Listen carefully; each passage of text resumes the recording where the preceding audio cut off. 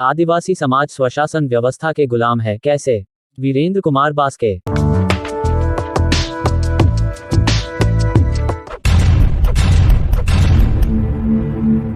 आदिवासियों के स्वशासन व्यवस्था एक ऐसा सामाजिक व्यवस्था है जो बहुत प्राचीन जनजातीय व्यवस्था है। यह व्यवस्था रूढ़ि परंपरा का एक अंग है, इसलिए यह व्यवस्था परंपरा के द्वारा पीढ़ी दर पीढ़ी हस्तांतरण होकर आज के आधुनिक युग में भी आदिवासी समाज के अस्तित्व में मौजूद है। स्वशासन व्यवस्था का कार्य क्या है? स्वशासन व्यवस्था एक गैर राजनीति व्यवस्था है, अर्थात आदिवासियों का यह व्यवस्था आदिवासियों के जल, जंगल, जमीन, भाषा, संस्कृति, शिक्षा, धर्म एवं अन्य संवैधानिक अधिकारों के मांग हेतु कोई मांग नहीं करता है, आंदोलन में हिस्सा नहीं लेता है, धरना प्रदर्शन जैसे राजनीतिक गतिविधियों में शामिल नहीं होता है, बल्कि आदिवासियों के यह स्वशासन व्यवस्था परंपरागत तरीके से चला आ रहा रूढ़ि परंपरा प्रथा का सामूहिक निर्वहन का कार्य करता है। जैसे शादी, दाह संस्कार, जन्मोत्सव, पर्व त्योहार, गांव के लड़ाई झगड़े को परंपरागत तरीके से फैसला करना, सामूहिक नशापान करना, सामूहिक रूप से वैवाहिक कार्यक्रम में शामिल होना आदि कार्य करता है। ये सभी सामाजिक धार्मिक कार्य का नेतृत्व परंपरागत व वंशवाद तरीके से चुने हुए मांझी बाबा करता है। मांझी बाबा बनाने के लिए कोई विशेष योग्यता निर्धारित नहीं है। गांव के सभी प्रकार के फैसले गांव के मांझी बाबा ही करते हैं। एक प्रकार से मांझी बाबा ही आदिवासी समाज का शासक होता है। मांझी बाबा अक्सर असंवैधानिक और गैर कानूनी फैसले सुनाते हैं। चूंकि मांझी बाबा भारतीय संविधान और कानून से कोई वास्ता नहीं रखता है, इसलिए वह ऐसे बहुत से अमानवीय, अलोकतांत्रिक, असंवैधानिक फैसले लेते हैं। आदिवासी समाज में डायन के नाम पर किसी महिला की सामूहिक हत्या करना एक आम बात है। महिला प्रताड़ना आदिवासी समाज में बहुत अधिक होता है। आज भी आदिवासी समाज में महिलाओं को पैतृक संपत्ति पर अधिकार नहीं है।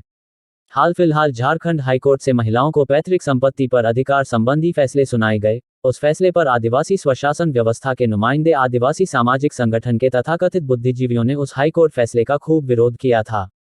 गांव स्तर पर अर्थात मांझी बाबा के द्वारा ऐसी मामलों पर विरोध करना जग जाहिर है।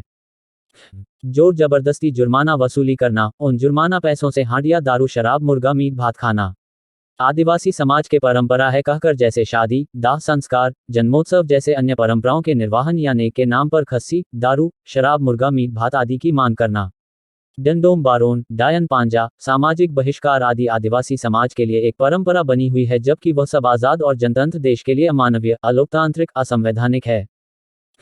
भारत देश 1947 से आजाद है, किंतु आदिवासी समाज आज भी गुलाम है, कैसे? 1947 में जैसे ही भारत देश आजाद हुआ, भारत के सभी धर्म, पंथ, समुदाय के लोग भी आजाद हो गए। देश आजाद होने के बाद देश में राजतंत्र से जनतंत्र लागू हुआ। 1949 में संविधान बना और 26 जनवरी 1950 को भारत देश में संविधान लागू हुआ। भारत देश में संविधान लागू होने के बाद देश और समाज पर जनतंत्र शासन व्यवस्था लागू की गई, किंतु आदिवासी समाज को रूढ़ि स्वशासन व्यवस्था और रूढ़ि प्रथा के नाम पर संविधान में कई छूट दी गई। इसके लिए 5वीं एवं 6वीं अनुसूची क्षेत्र घोषित कर दिए गए। आदिवासियों को स्वशासन सामाजिक व्यवस्था के द्वारा अपने समाज का शासन चलाने की छूट दी गई। संविधान और कानून से अनभिज्ञ, अनपढ़, पियनकड़ और अशिक्षित स्वशासन व्यवस्था के समाज प्रमुख मांझी बाबा के हाथों स्वशासन चलाने की छूट मिल जाने से वे अपने प्रजा पर मनमर्जी हुक्म चलाते हैं। संविधान और कानून को ताक पर रखकर परंपरावादी फैसले आबोदो सेदाया खोन्नो का आगे का लिए जाते हैं। इससे आदिवासी समाज का रक्षक ही जाने अनजाने में भक्षक बन गया है। चूंकि आदिवासी समाज के लोग संवैधानिक कानून से ज्यादा स्वशासन व्यवस्था के ज्यादा करीब हैं। शादी, विवाह, दाह संस्कार, भांडान, जन्मोत्सव, छाटियार, पूजा पाठ आदि सामूहिक मांझी बाबा के नेतृत्व में संपन्न होता है। इसलिए मांझी बाबा एवं उनके इर्द गिर्द रहने वाले गांव के अन्य लोगों के द्वारा होने वाले असंवैधानिक फैसले पर कोई कुछ नहीं बोल पाता है। डायन के नाम पर महिलाओं के साथ सामूहिक अत्याचार, डायन भूत निकलने के नाम पर खस्सी, दारू, शराब, मुर्गा मीट भात की मांग प्रायः होते रहता है। लड़का लड़की प्रेम प्रसंग मामले पर, पारिवारिक मामलों पर, गांव के अन्य मामलों पर फैसले के नाम पर लोगों से मोटी मोटी दंड वसूली, सामाजिक बहिष्कार आदि होता है, किंतु इसके खिलाफ कोई कुछ नहीं बोल पाता है। कोई यदि गांव के गलत फैसले के खिलाफ थाना, कोर्ट कचहरी चला भी जाता है तो मांझी बाबा उसके साथ और भी कड़े निर्णय लेता है। थाना जाने वालों के खिलाफ गांव के लोग एकजुट हो जाते हैं। उन्हें हर प्रकार से रूढ़ि परंपरा के फैसले पर घुटना टेकने पर मजबूर कर दिया जाता है। थाना चेदा कैम चलावेना, समाज एम बदिज केदा जैसी बातें कही जाती है। अगर कोई गांव के गलत फैसले पर घुटना नहीं टेकता है तो उन्हें अंत में उसका सामाजिक बहिष्कार कर दिया जाता है। समाज में उन्हें उठने बैठने का कोई अधिकार नहीं मिलता है। अड़ोस पड़ोस के लोग भी उन्हें घृणा के नज़र से देखते हैं। बहिष्कृत परिवार आदिवासी समाज से पूरी तरह काट जाता है। मांझी बाबा लोग सामूहिकता इस प्रकार गलत इस्तेमाल करते हैं।